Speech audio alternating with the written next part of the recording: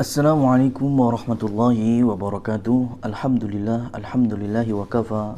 Wassalatu wassalamu ala rasulina al-mustafa. Asyhadu an la ilaha illallah wa asyhadu anna Muhammadan abduhu wa rasuluh. Kaum muslimin rahimani Allah wa iyyakum. Bulan Syawal tahun 1442 Hijriah, dengan keimanan dan ketakwaan yang telah kita pupuk selama Ramadan, syariat menganjurkan untuk kita bersenang-senang dan bergembira. Fabidzalika falyafrahu. Dengan buah keimanan dan ketakwaan maka berbahagialah, bersenang-senanglah. Maka kemudian adanya syariat Idul Fitri, Idul Mubarak, yang di dalamnya Rasul juga menyampaikan yaumu aklin wa syurbin. Dalam riwayat yang lain ada tambahan wala'bin, yaitu hari di mana di situ makan, minum, nggak boleh berpuasa, dan di hari di situ kita boleh bermain-main. Tetapi kesenangan kita selaku kaum muslimin yang ada di bumi Indonesia tidaklah sama dengan yang dirasakan oleh saudara kita di bumi Syam, khususnya di Palestina. Akhir Ramadan dan Syawal kali ini, kebahagiaan mereka ditutupi dengan adanya bombardir Zionis Yahudi, pembunuhan tidak memandang bulu anak-anak bahkan perempuan. Tapi sekali lagi kami akan memotret kebiadaban Zionis Yahudi sebagaimana Al-Quran. Jangankan mereka membunuh anak-anak perempuan, menghancurkan bangunan-bangunan seperti hanya sekolahan, masjid. Bayangkan ketika Al-Quran Allah subhanahu wa ta'ala bertanya kepada mereka, falima taqtulu anbiya Allah bighairi haqqin. Kenapa kalian membunuh para nabi? Mereka memutilasi para utusan Allah bighairi haqqin, tanpa landasan yang benar. Itu Allah bertanya ke mereka. Disebabkan mereka mencincang, membunuh para nabi dan rasul. Jadi tidak usah pangling, tidak usah heran. Sedih ya ketika melihat saudara-saudara kita dibantai di sana. Karena memang al-mu'min yashuddu ba'dhum ba'dha. Orang beriman ada satu rasa. Tapi kalau bicara, kok bisa ya orang Yahudi mereka membantai anak-anak, membantai perempuan? Jangankan anak-anak perempuan, manusia paling soleh, para nabi dan rasul, mereka bunuh. Bahkan dalam salah satu riwayat, dalam satu hari, satu malam, mereka mampu membunuh 90 sekian para nabi. Allah turunkan lagi, mereka bunuh. Allah turunkan lagi, mereka cincang, mereka mutilasi. Ini kebiadaban mereka. Jadi kalau ada orang-orang Zionis, rukun terhadap kaum muslimin, satu tangan, saling bertoleransi, saling tenggang rasa, tepos lero, maka Al-Quran batil. Al-Quran salah, dan gak mungkin Al-Quran salah, gak mungkin Al-Quran batil.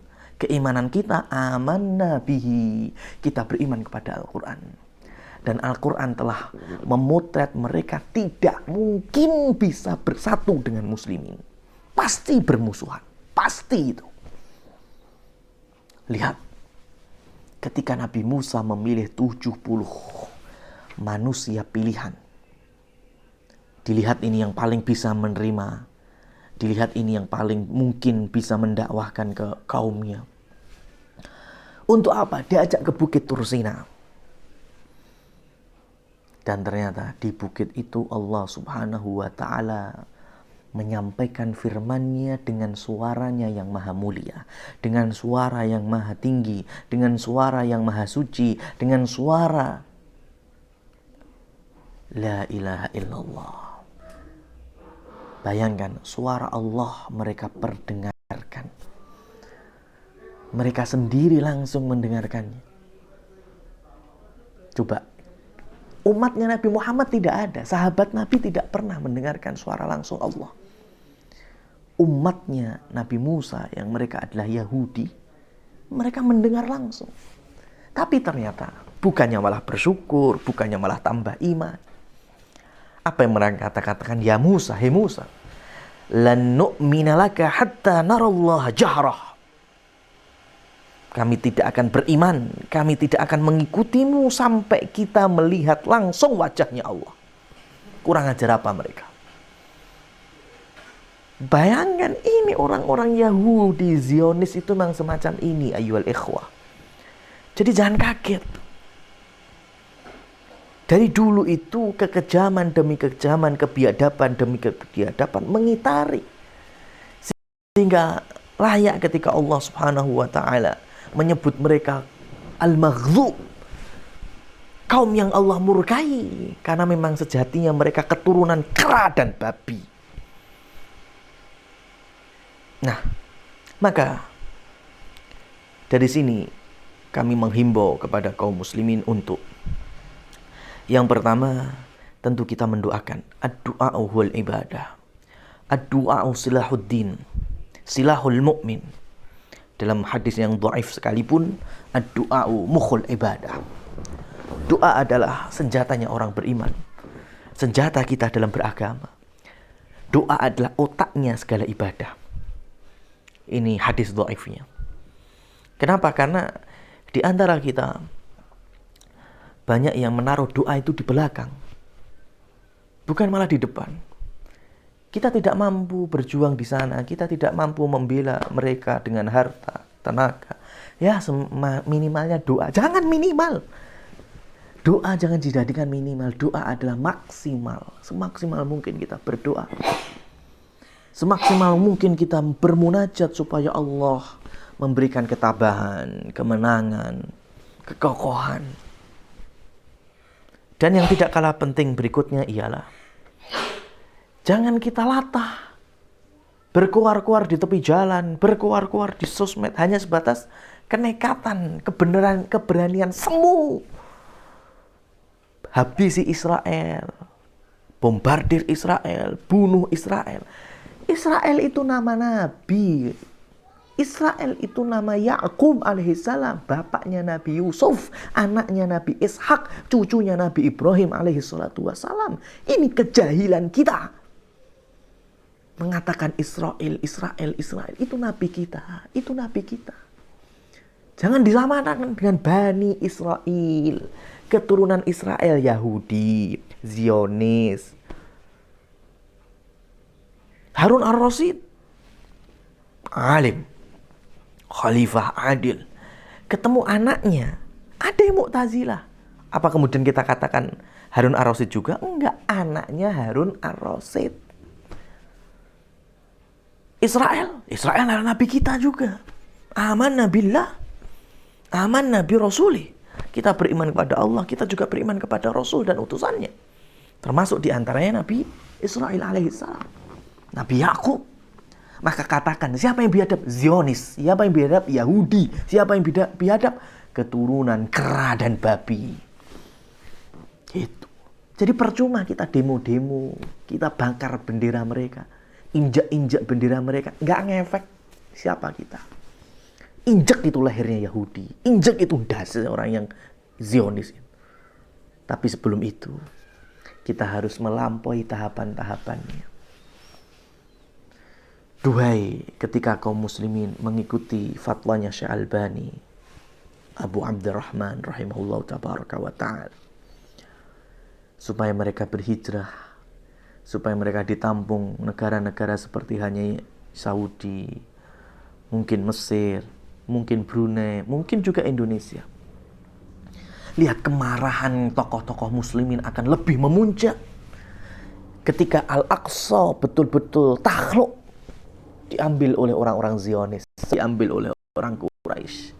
Maka dengan hijrahnya Nabi ke Madinah menyusun kekuatan baru. Dengan hijrahnya orang-orang saudara kita di Syam, di Palestina juga bisa menyusun persatuan yang lebih kokoh.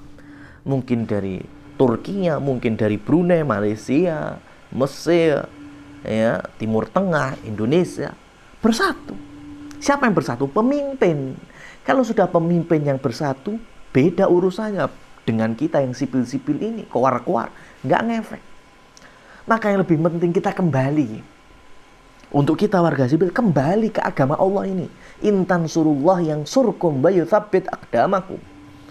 Kalau mau dimenangkan agama Allah, menangkan. Kalau mau dimenangkan Allah, menangkan agama Allah. Bela.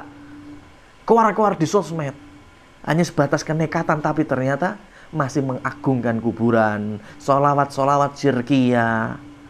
Ya, masih bawa jimat-jimat raja-raja. Mustahil, demi Allah, mustahil Allah menangkan. Keluar-keluar basmi Israel. Ya, menangkan Palestina. Setiap hari profesinya masih riba. Makanannya riba. Pekerjaannya dari yang haram. Pakaiannya dari yang haram. Mikir. Karena Umar bin Khattab radhiyallahu anhu, Allah anugerahkan kemenangan ketika berada di jalan Rasul. Salahuddin Al-Ayyubi dimulai dengan Nuruddin Zangki. Bagaimana menyatukan akidah, menyatukan manhaj, dan berakhir Allah menangkan. Nanti Imam Mahdi yang nasabnya sampai dengan nasab Rasul kita sallallahu alaihi wasallam, bagaimana bersikap, bagaimana bertindak ala manhajin nubuwah, sebagaimana manhajnya, metodenya Nabi Muhammad, metodenya para sahabat. Yang sholatnya seperti mereka, zakatnya, puasanya, Idul Fitrinya, tayamumnya, wudunya, pekerjaannya yang halal, semuanya konsepnya Nabi Muhammad SAW. Lewang Idul Fitri dar-darun petasan kembang api yo. Bilang untuk Israel, untuk Zionis Yahudi. Percuma ayo ya. Bukan kita memberikan down kepada kaum muslimin. Sedih iya, khawatir iya, tapi dengan doa dan kembali berkhidmat di atas agama Allah ini. Bermanhaj sesuai dengan ajaran Nabi Muhammad SAW. Ini pintu gerbang kemenangan itu. Sekali lagi, jangan latah dan jangan menyebarkan berita-berita yang tidak jelas serta gambar-gambar kurban yang itu tambah membuat senang musuh-musuh Islam dan membuat sedih berlarut-larut kita selaku kaum muslimin. Kita berdoa, Allahumma a'izzal Islam wal muslimin, ya Allah, jayakan Islam wal muslimin. Allahumma dammir wahdim a'da'ad-din, ya Allah, hancurkan, leburkan musuh-musuh Islam. Allahumma ansur ihwanana alladzina fi Filistin, ya Allah, menangkanlah, berikan kekokohan, berikan kesabaran, berikan kejayaan, berikan kemenangan saudara-saudara kita yang di Filistin. Kokohkan mereka dengan akidah-akidahmu, tauhid-tauhidmu. Kokohkan mereka sesuai dengan pemahaman Nabimu, jauh dari pemahaman sekte-sekte yang menyimpang, jauh dari akidah Asy'ariyah, Maturidiyah, Sufiyah, tasawuf dan lain sebagainya. Ya Rabbal Alamin, jadikan mereka hilang jimat-jimat raja-raja, sholat sebagaimana Rasulmu sholat, puasa sebagaimana Rasulmu puasa, beribadah sebagaimana Rasulmu beribadah. Ya Allah, berikanlah kekokohan kita untuk berada di jalanmu, istiqomah di jalanmu, istiqomah di jalan Rasulmu. Allahumma ya muqallibal qulub tsabbit qulubana ala dinik, wa ya musarrifal qulub sarrif qulubana ila ta'atik. Wa sallallahu ala nabiyyina Muhammad wa akhiru da'wana alhamdulillahi rabbil alamin. Dari kami, taqabbalallahu minna wa minkum, Idun mubarakun, kullu amin wa antum bi khairin. Wassalamualaikum warahmatullahi wabarakatuh.